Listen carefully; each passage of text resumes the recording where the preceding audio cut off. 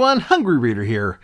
You know, I've been wanting to talk about magazines on my show for a long time now, and you want to know the real reason why it hasn't really come up? I was trying to think of a good pun title on, like, magazines and food, and one just wasn't coming. Yeah, this is the kind of thing that slows things down for years with me, so let's just go ahead and call it Magazine Reload. When you're a hungry reader, magazines are crucial, so you always need that feed of more stuff to read, more. When I was a kid, I would get so desperate for something new to read that I'd flip through my mom's red books and ladies' home journals looking for something, anything of kid interest.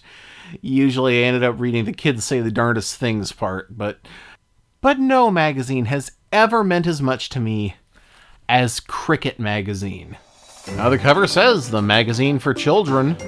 Technically true, but that's like calling your Nintendo Entertainment System your 9-volt appliance. It's so much more. Cricket contains fiction, non-fiction, illustrations, comics, crafts, recipes, cereals, puzzles, contests, and, true to the name of the book, insects. Why was it called Cricket Magazine initially?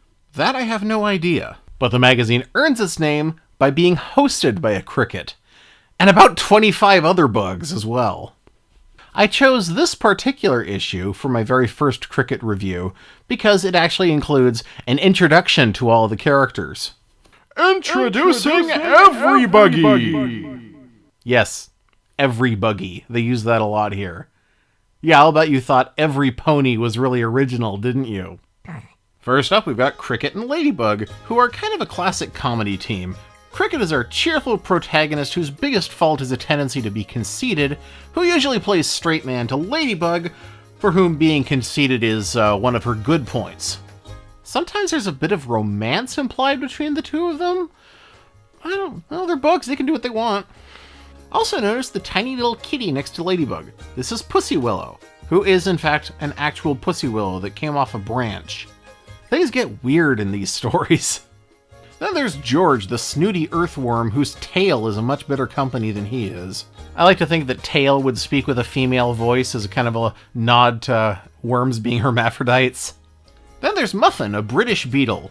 English Muffin, get it? She's sort of like Ladybug's lady-in-waiting. And then there's Sluggo, who's sort of the Falstaff to Cricket. There are multiple other crickets too, including Charlie, a cousin to Cricket. How come he gets a name and Cricket doesn't? Crystal, a girl cricket from California. You imagine you're talking with Janice's voice, right? Yeah, like really for sure. And Philip, a tiny baby cricket who always hangs out with another tiny baby pill bug named Sarah. Marty the Inchworm, who was a pizza fanatic long before the Ninja Turtles ever came along.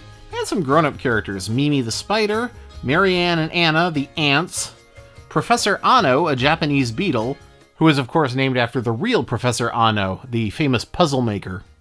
And the last of the crickets is Old Cricket, who always writes the afterword at the end of every issue. So there's Cricket and Old Cricket. Did he start out as Cricket? Is this a kind of Donkey Kong, Cranky Kong thing? And then there's Ugly Bird, who is the closest thing that they get to a regular antagonist. Ugly Bird struggles with a problem that many of us do. The only people who are ever actually nice to him are the people he wants to eat. Yeah, I'll bet a lot of you out there know what I'm talking about. And here's a character whose name I could never pronounce. Manuscript MSS? I don't know. Whoever this is, she's the only Mayfly character that I've ever seen whose whole gimmick wasn't about her abnormally short lifespan. One thing that I think is ahead of their time with this series is how well the characters avoid what has recently been dubbed the Ms. Male syndrome. The whole gang is very equally mixed in genders, but most of them you would have no idea whether they were male or female until they spoke. Admittedly, Crystal has nicely curved antennae, but I think that's just so you don't mistake her for Charlie.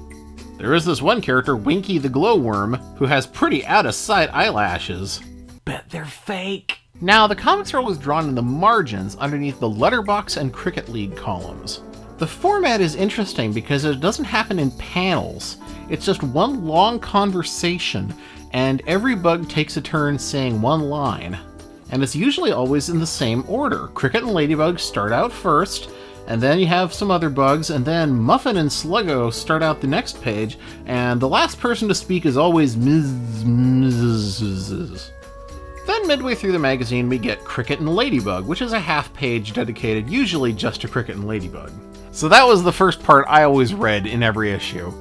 I guess I was pretty hard up for comics if I was always looking forward to just a few margins worth of comics. I always wish that Cricket and Ladybug would get expanded to a full 2-page spread, but never that lucky. Let's see what was happening on top of the bugs while this was going on. First of all, we've got the letterbox page. Now, the letters kids write to Cricket aren't letters to the editor, they're letters to the bug characters. Dear George, guess what? I went in the bathroom and what did I see? I saw you, George. I'm sorry I killed you, but I had to. You looked awful. To his credit, George took this in stride. Dear Jessica, amazingly enough, I'm still alive to tell the rest of the story. You didn't see me, you saw my look-alike. He's a friendly worm who's good at acting. He played dead until he could get away and crawl back to Cricket County. He's fine, just a few cuts and bruises here and there.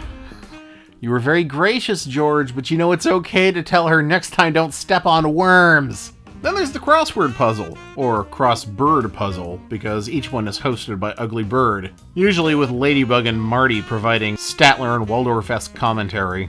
Then at the end of the magazine, there's Cricket League. This is actually a monthly reader submission contest for short stories, poetry, and art. All three of which, I must add, are a major cut above everything I showed you in Bite Kids for Kids. Finally, we've got Old Cricket Says. The afterwords that Old Cricket writes are not that related to what happened in the magazine for the most part, but there's always a little encouragement to go out and try something for yourself. In fact, there's a lot of that in Cricket Magazine. Another regular feature, although it's not in every issue, is simple book recommendations. Since this issue has a dragon theme, actually a lot of my issues have dragon themes. It makes me wonder if they really wanted to do something with mythical creatures. The books recommended are The Truth About Dragons, Fire Rose, and Dragons, Dragons, Dragons! If you like dragons, I recommend that last one. I think it has dragons.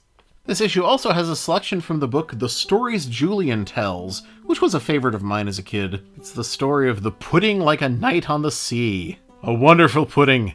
It'll taste like a whole raft of lemons. Gee, it never occurred to me to measure citrus fruit in small watercraft before. It's like a whole paddle boat of grapefruit. Pudding like a whole canoe of Buddha's hand. Actually, this story makes the lemon pudding sound really good. And luckily, there's a recipe. It involves a lot of beating and whisking and whipping, so do this one in a household that has a KitchenAid mixer or something.